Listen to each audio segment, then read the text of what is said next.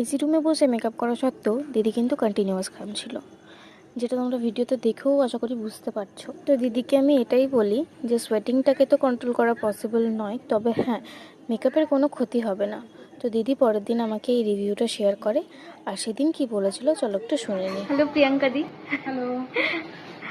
আমার কাছে আজকে তোমার পার্টি মেকওভার হলো, ফেসবুক থেকে বুকিং, তাই তো? হ্যাঁ, হ্যাঁ, তো একটু এক্সপিরিয়েন্স শেয়ার করো, কিরকম লাগলো?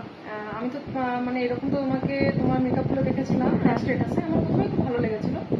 তারপর আজ আসার পর যখন মেকআপ দেখলাম, মানে আমার তো সত্যি বলছি অসাধারণ লেগেছে। এমনি আমি মেকআপ জেনারেলি করিই না, হ্যাঁ, এই নর্মাল থাকে। মানে আমার আসলে এই যে মা মেকআপ সচরাচর করেই না, তো আমি সেজন্যই জিজ্ঞাসা করছিলাম যে কিরকম কি করে। তাহলে এটা ফার্স্ট টাইম বলতে ভালো লেগেছে, এটা মানে তোমার কাছে আমার ফার্স্ট টাইম হলো। হ্যাঁ, আমার খুব ভালো লেগেছে।